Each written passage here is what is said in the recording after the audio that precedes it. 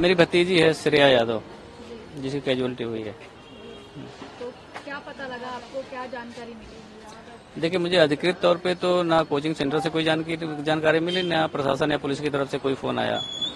लेकिन मैं न्यूज देख करके खुद ही जा करके वहाँ पे अप्रोच किया। तो वहाँ पहुँचने के बाद डीसीपी साहब थे मेरे ख्याल से। जब नाम पूछा उन्होंने मेरा, मैंने बच्ची का नाम बताया, तो बोले कि एक बार आप जो है आरएमएल में जाकर देख लीजिए। तो रात तकरीबन 2:30 बजे मैं यहाँ आ गया था।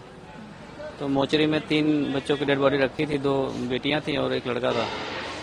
तो उससे मैंने कहा कि मैं एक बार मुझे चेहरा दिखा दो, मैं पहचान लूँ।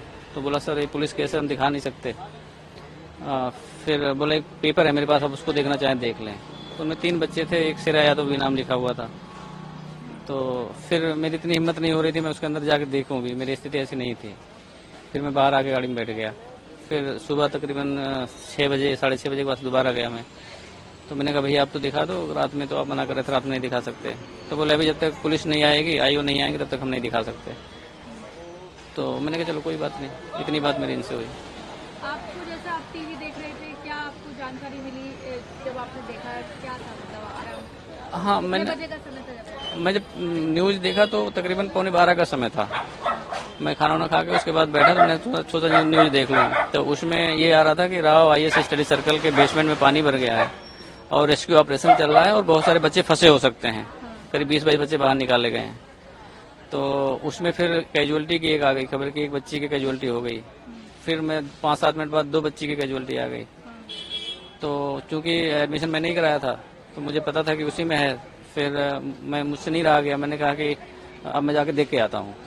फिर मैं रास्ते में जा करके कोचिंग वाले को फ़ोन करा और बिटिया का फ़ोन मिला तो उसका फ़ोन बंद आ रहा था।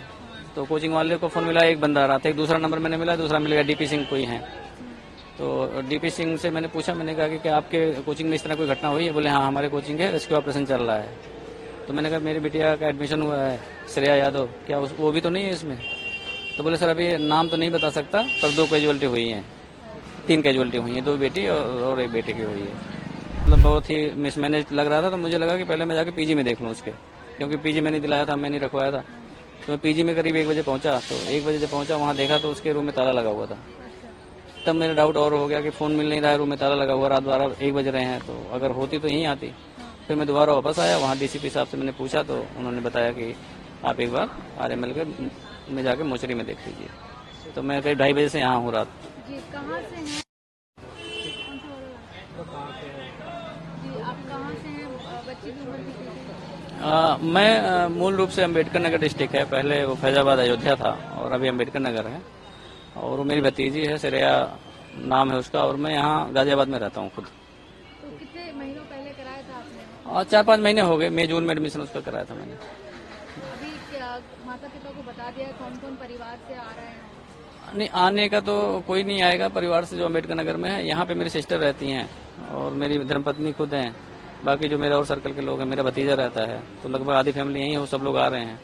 बाकी गांव वाले जो आने के कारण मैंने उनको मना कर दिया कि हम वापस वहीं आएंगे। क्या कहेंगे, क्योंकि काफी उम्मीदों से आपने आईएएस बनने के लिए भेजा था और ये खबर सुनने को मिली, तो क्या कहेंगे? देखिए मैम, ऐसा है कि इस तरह की घटनाएं जब होती हैं, मतलब किसी वजह से किसी की जान चली जाए, बिना किसी कारण की जान चली जाए किसी की, मतलब बदइंतजामी से। और एक जान की कीमत तो वो जानता है जो माँ बाप जिस बच्चे को पैदा करते हैं, पालते पोसते हैं, बड़ा करते हैं, तो उसकी पीड़ा तो वही जानते हैं। अब जो सिस्टम की जिम्मेदारी है, वो सिस्टम को अपनी जिम्मेदारी को लेना चाहिए।